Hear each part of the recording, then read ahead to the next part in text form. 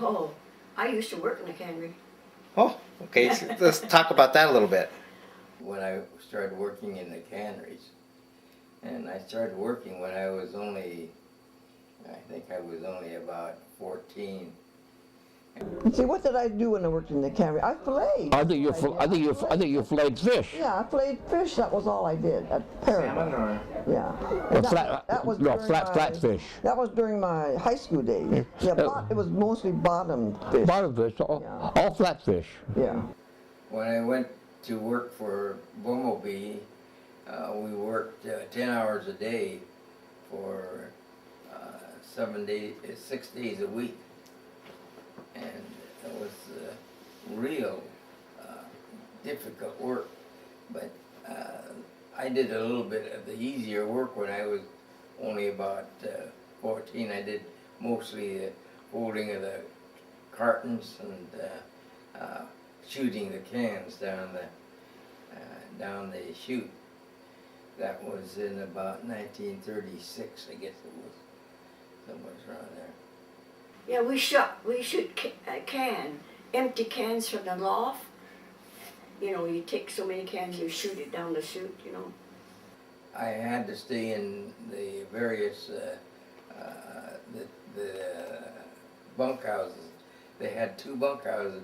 The first one was on one side of the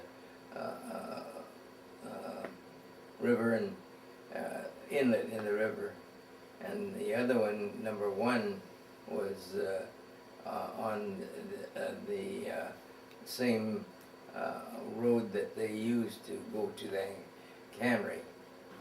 Well, we were, you know, there's no street. When we went to work, it was sand. You know, we walked through sand to go to the cannery to work. Bunkhouses were several stories tall, and they had people living there. After I had been there, they had been living there for years, and they used to come and leave when the fish, the salmon salmon season ended, and it was quite infested with bed bugs and fleas and things like that, because of the fact that they had so many transient people there. Everything became mechanized because they had automatic labelers, label machines, and they also had automatic can washers. They washed all the cans. And how much did you get paid back then?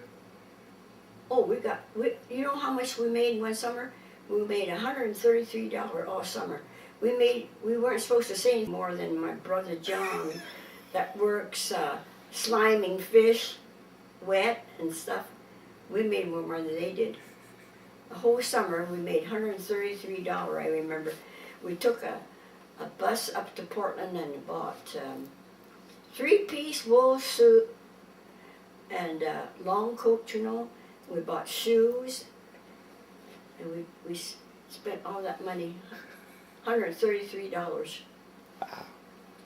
Every time when you worked at CRPA, every time you walk out of there every day, you put 1 can in your pocket for surcharge. I'm just trying to think of actually. And then when they got 48 cans to the case, they would sell them to some Caucasian? maybe somebody, well, not necessarily Caucasian, but anybody that wanted tuna fish or salmon.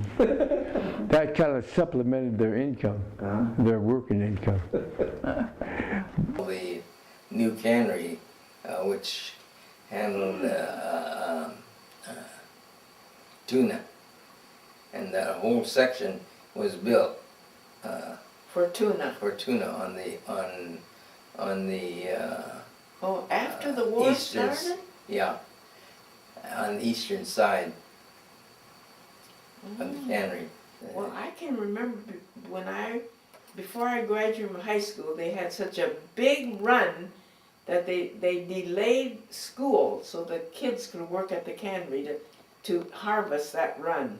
Now, one or two times that did happen, but in general, the amount of salmon that was caught started to decrease in the Late 30s? late 30s.